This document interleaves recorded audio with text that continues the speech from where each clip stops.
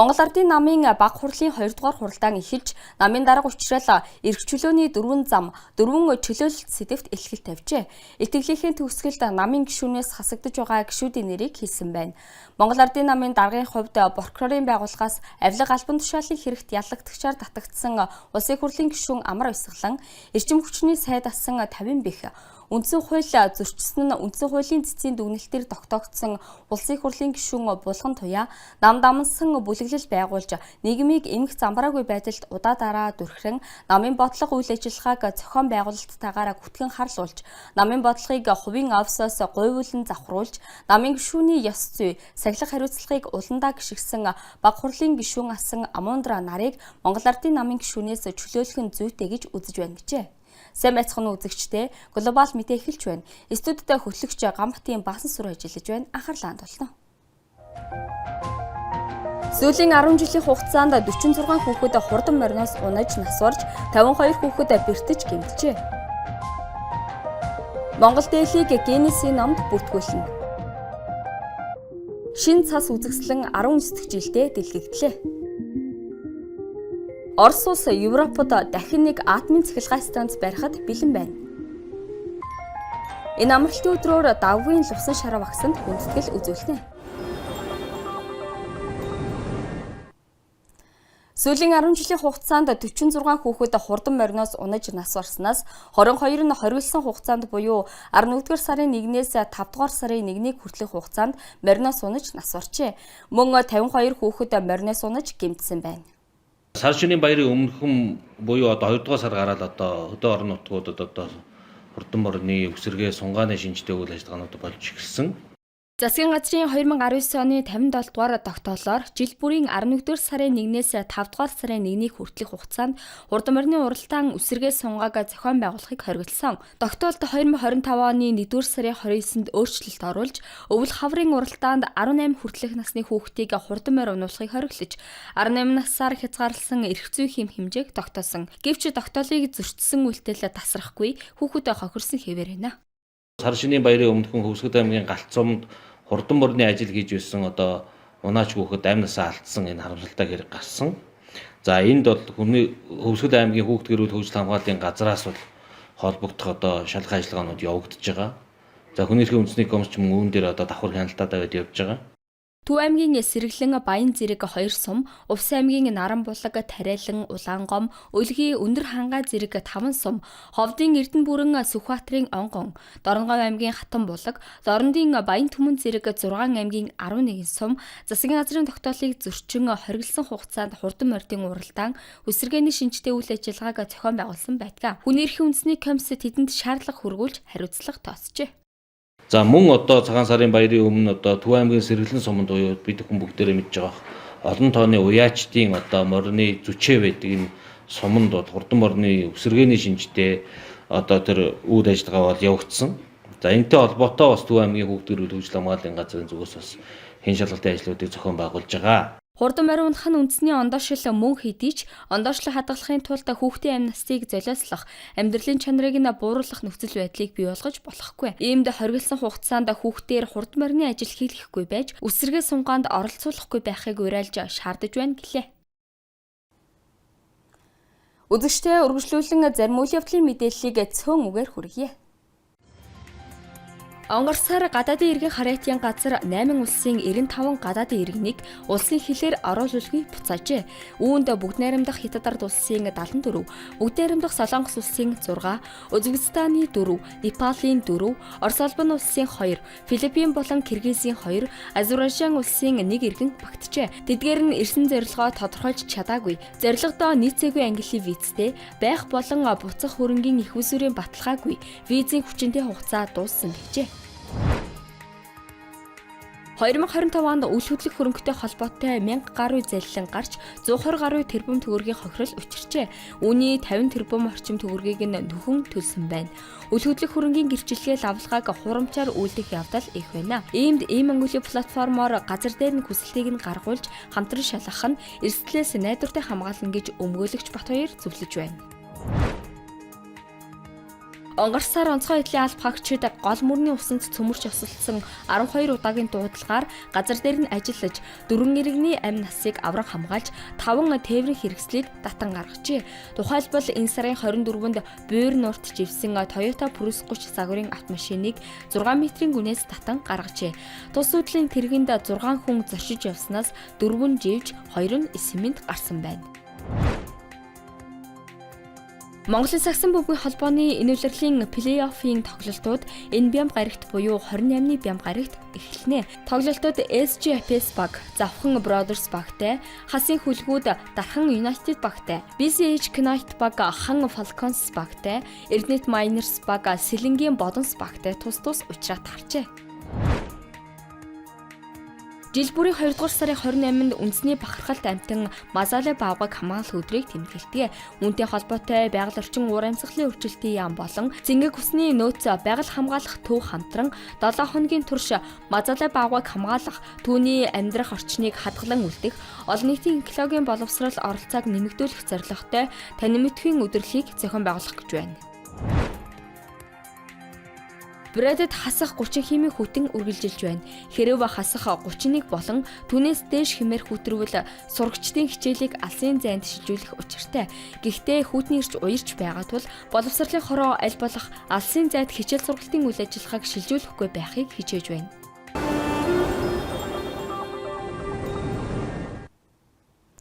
Орос улбаны улсын төрийн өмчөд Росатом Корпорац гадаад дахь төслүүдэд идэвхтэй өргөжүүлж байна. Тус корпорацийн ерөнхий захирал саяхан Сербийн ерөнхийлөгчтэй уулзжээ. Талууд ямар асуудлаар ярилцсан талаар дараах сурвалжлагаар хүргье. Нүүрс, газрын тос, хий, автобензин зэрэг уламжлалт түлшний нийлүүлэлттэй холбоотой хүндрэл бэрхшээл дэлхийд даяар нэмэгдэхин хэрээр цөмийн эрчим хүчний сонирхол өсөж байна. Энийг дагаад энэ салбарын тэргүүлэгч тоглогч Орос атомын захиалгын багцч нэмэгдэжээ. Белград хотод тус корпорацийн ерөнхий захирал Алексей Лихачев, Сербийн бүгд найрамдах улсын ерөнхийлөгч Александр Вучичтэй уулзсан байна.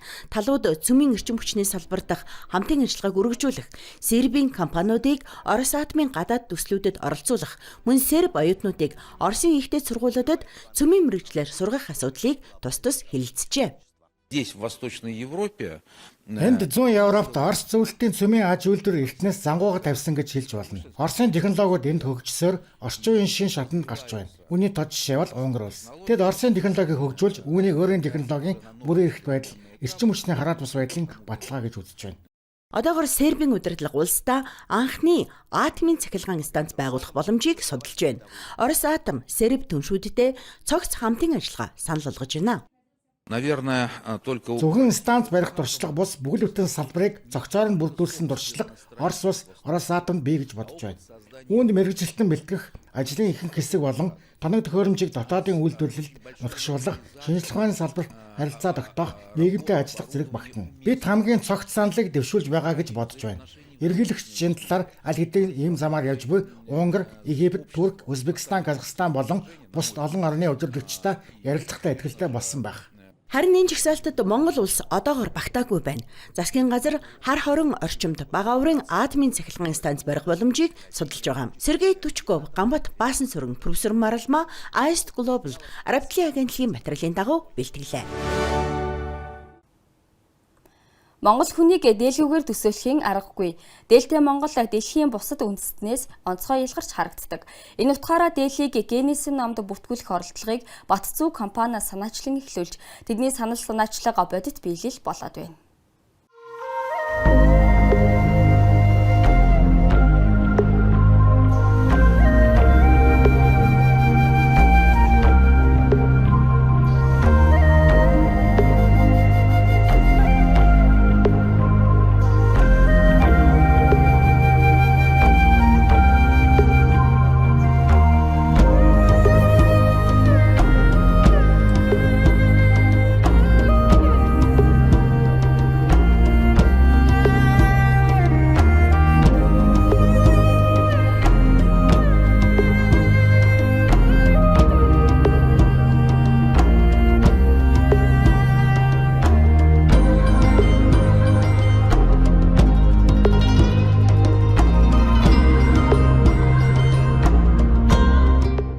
Чингис хаан үндэсний бүзэд дэлгэгдэж буй дэлхийн хамгийн том Монгол дээлийг Хинтээ аймгийн Дэлгэр хаан сумаас олдсон язгууртны торгон дээлийн их загвараас сэдэвлэн Батцүү харилцагтай хувьцат компанийн 50 урлаач 2021 онд 4-5 сарын хугацаанд бүтээжээ. Энэхүү дээл нь Монгол үндэстний өв соёлын сүр жавхлан дэлхийн нийтэд таниулах бэлэгдэл бөгөөд нийт 500 м давуугаар уралсан байна. Тус дээлийн их загвар нь 13 дугаар зууны язгууртан эрэгтэй хүний дээл бөгөөд энэхүү үзмэр Чингис хаан үндэсний музейн сан хөмбөрөгт хадгалагдаж байна. Чингис хаан үндэсний музейн сан хөмбөрөгт бол Хинтээ аймгийн Дэлгэр хаан сумын Бохон хошуу хэмээх газараас олдсон алтан мөнгөн одоо торгоор бүтээсэн нарийн оёдл шагла бүхий 13 дугаар зууны үеийн Монгол язгууртан эрэгтэй хүний дээл хадгалагдаж байдаг байгаа. За уг дээлийг загвар болгон Батцүү компанийн бол Генесийн номонд бүртгүүлэх зорилготойгоор 14 м-ийн өндөртөө 18 м-ийн өргөнтэйгээр Монгол язгууртан эрэгтэй хүний дээлийг их том хэмжээгээр бүтээгээд байна. Дэлхийн хамгийн том энэхүү Монгол дээлний өндөр 14 м, өргөн нь 18 м. Барагцаалбал 6 давхар байшинтай тэнцвэс хэмжээтэй гэдгийг Батцүү харилцагтай хувьцат компанийн захирал Оюун Чимэг онцолж байна. Тус компани хамт олон энэхүү дээлийг Монгол орчуудын уламжлалт гар урлын өв соёлыг шингээн үндэснийхээ угалц, зээгт наамал, гар оёдлын нарийн технологиор даавуу, торог, савих, алтан утас олсоор шаглан уралжээ. Мөн уг дээлийг тус компани өөрсдийн зардлаар бүтээж Генесийн номд бүртгүүлэх зорилгоор уралсан гэдгээ онцоллоо. Энэ бол манай Монголын Хинтээ аймгийн Дэлгэр хаан сумын Бохон хошуу гэдэг газраас их загварнуудаа олдсон ийм одоо олдвоороо сэдвлэж тухайн дийлийг одоо 10 дахин томруулан хийсэн ийм бүтээл байгаа. Тэгээ энэ бүтээл маань бол хагас сая метр даав орсон, өндрөөсөө 14 м, өргөөшөө 18 м, 6 давхар барилгатай тэнцвэс ийм том хэмжээний одоо гайхамшигтай бүтээл болсон. Монгол үндэстний дээл нь Төв Азид Монгол үндэстэн бүрлдэж эхэлсэн үеэс өнөө хүртэл түүхийн бүхий л цаг үед монголчуудын гол хувцас байсаар ирсэн. Судлаачдын үздэгээр 2000 гаруй жилийн тэртээ нүүдэлчдийн анхны төр дулс хүн нүгийн үеэс дашуу ингэртэй дээлийн хэв маяг хэлбэржин тогтож, улмаар их Монгол улсын үед эд материал хийц загварын хувьд улам боловсронгуй болж, хаад эзгууртны дээл улам тансаг сүр жавхлантай болсон байна. Жанжуудэрч Баттар, Евгений Павлов, Ганбат басан сүрэн, Пүрвсрэн Марлма, Аист Глобал.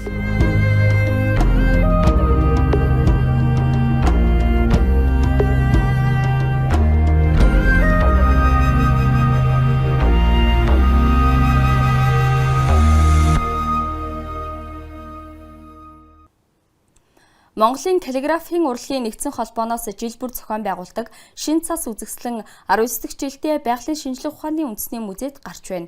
Үзэсгэлэн анх 2007 онд каллиграфийн их мастер Бат Төмрийн санаачлагаар гаргажээ. Түүнээс хойш уран бүтээлийн шилдэгүүд цугладаг, уулздаг, учирдаг нэгэн том үйл ажиллагаа болж өргөжөөд байна.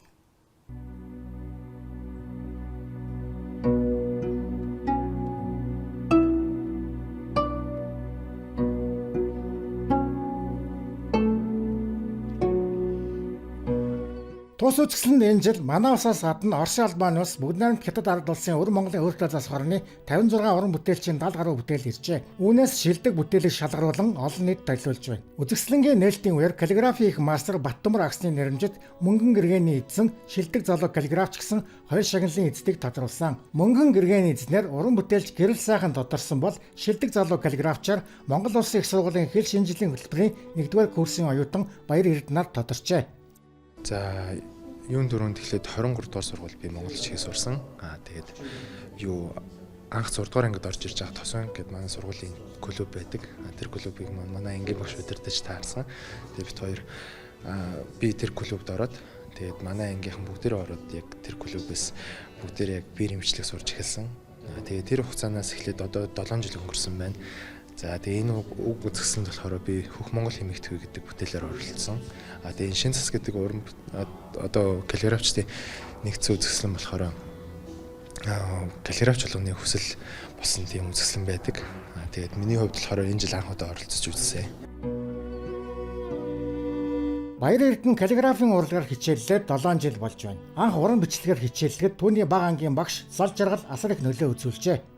За багш миний зөвс бол маш их баяртай байна. Шаваараа бахархаж, шаваараа гэж омгшиж амьдрна гэдэг маань багш хүний бас хамгийн том жаргал байдаг. Тэгээд анх 2018 онд Баяр Эрдэнэ ангийг дааж аваад 7 жил ангийн дааж аваад нодлон төгсгсөн. Тэгээ ер нь насан туршдаа багш нь байна. Бид хоёр Монгол бичгээр за зөвхөн Монгол бичиг төдийгүй маш олон зүйлээр одоо хувийн холбоотой болоод байгаа. Тэгээд энэ сайхан хамгийн том үзэсгэлэнд ийм том амжилтыг гаргасан багш миний зүгээс баяртай байгаа.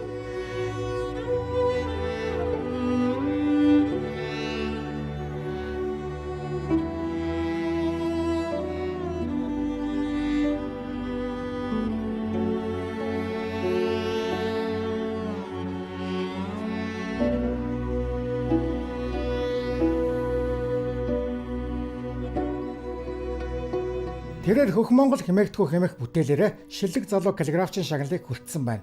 Бүтээлдээ Монгол улс хэрхэн оршин тогтносон хийгээд Хөх Монгол хэмээх үгийн утга тайлбарыг тусгасан байна. Энэ мэтээр үзэсгэлэнгийн бүтээл бүрээс уран бүтээлчийн бичлэгийн ур чадвар дотоод ертөнцийг толдон харах боломжтой байна. Тус үзэсгэлэн эх сарын 1-ний хүртэл үзэгч олонний хүртэл болох юм. Жанчударч Батарч, Евгений Павлов, Бүрүсрэн Марлма, Ice Global. Монголын мөсөн сурын холбоо энэ амралтын өдрүүдэд 100 сая төгрөгийн шагналын сантай магна болон дээдлигийн тэмцээнийг зохион байгуулах гэж байна. Өвлийн аялал жуулчлалыг хөгжүүлэхэд мөсөн сурын тэмцээн чухал үүрэгтэй хэмээн зохион байгуулагчдын зүгээс онцолж байна.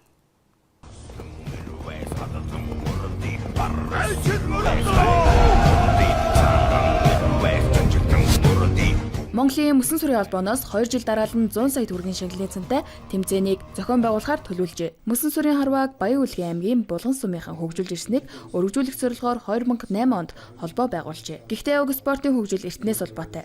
Монголын нуус товчоод номонд тэмдэглэсэн байдгийг тус холбооныхон онцолж байна.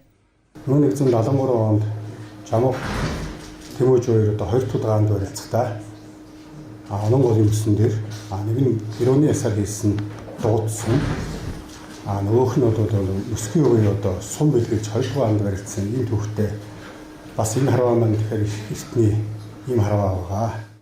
Лигийн тэмцээний гол онцлог нь тухайн жилийн улсын аврах шалгаруулалт тэмцээнээс шишигдсэн харваачдыг багт авдаг. Энэ жилийн хувьд 2025 оны улсын аврагаас тодорсон 20 багийг лигт оруулжээ. Тухайлбал Магна лигт нийт 10 баг өрсөлдөх бол үлсэн нь дээдлигт оролцсон гэв. Өсвөр харваа бол олон төрлийн ач холбогдолтой. Хамгийн нэгдүгürt бол Тэсвэр хат үжил төвчээрийг шалгасан байдг бол хоёрдугаарт бол тэр хүн дотоод хэлтэйг ажиллаж одоо эр хүн бол төлөвшөх, хүн бол төлөвшөх ийм нэг ухааны суулгаж гэдэг ийм спорт байгаамаа.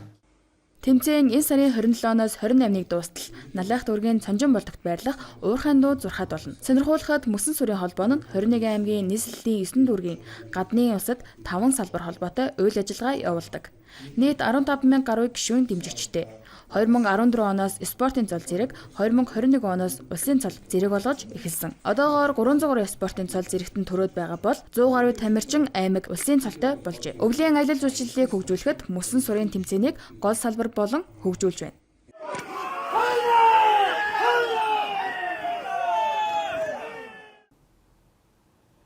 Эх орончдын өдөрт зориулсан улс аймаг цэрэг сумын цолтой бүхчүүдийн барилдаан энэ ням гарагт болно. Барилдаанд 256 бүх зодоглоно. Энэхүү барилдаан нь эх 3 дугаар сард үндэсний бүхэн холбооноос зохион байгуулах барилдааны эхнийх нь борин жилийн хамгийн анхны барилдаан болж байна.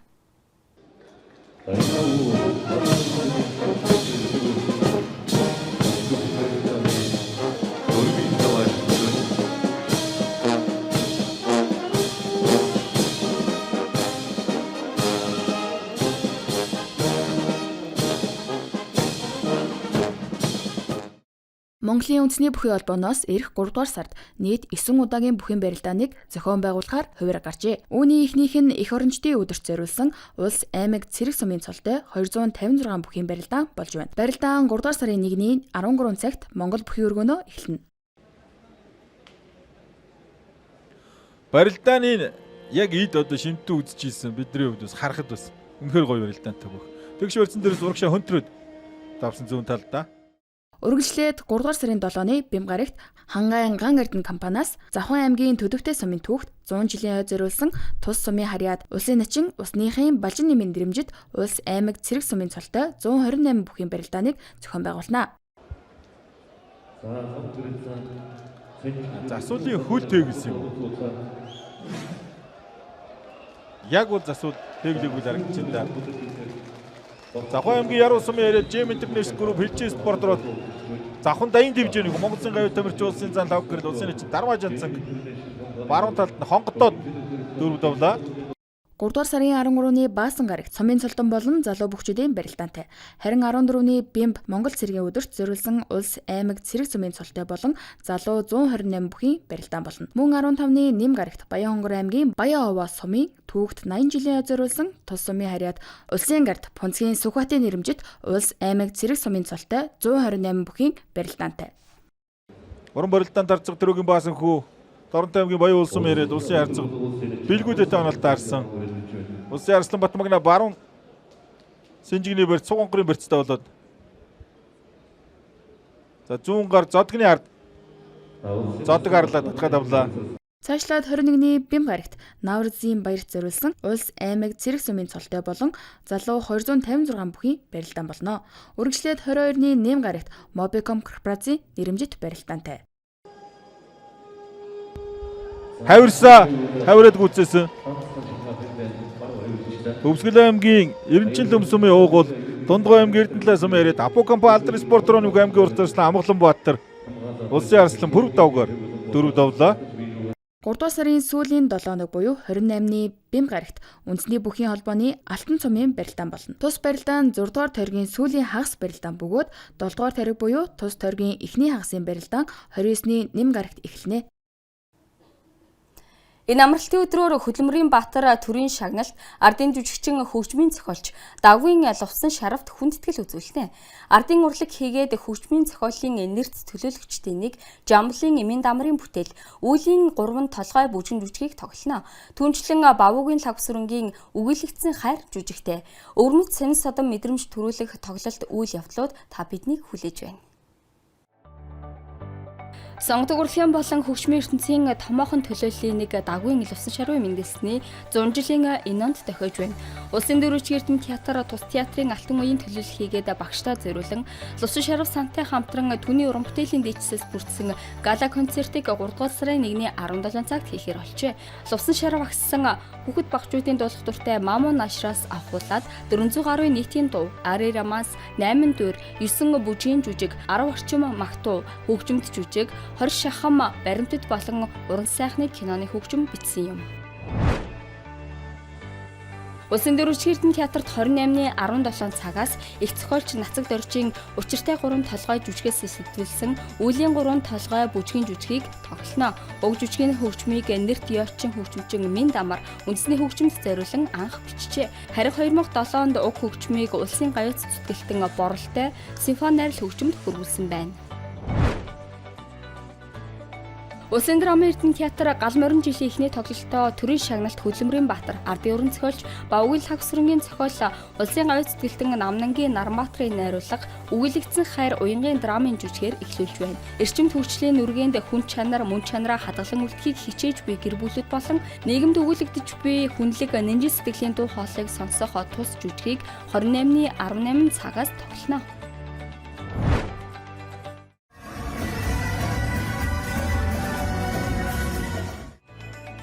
Соёлын төвөргөнд 28-ны 18 цаг 30 минутаас Камерын ансамбл BN team-ийн бүтээл болох The World's Best Music тоглолттой. Тоглолтод дэлхийн нэрт хөгжмийн зохиолчдын бүтээлээс гадна домогт киноны хөгжим ихшгэлнэ. Улсын хүүхэлдэйн театрт 28 болон 3 дугаар сарын 1-ний 11 цагаас хүүхэлдэйн чинээ ээж хүүхэлдэйн жүжигтэй. Хүүхдийн зохиолч Сундуун бичсэн тус жүжигийн хөгжмийг төрийн саяхалт хөгжмийн зохиолч Бирвагийн мөнх болт бичиж өндөр туул найруулан тавьжээ.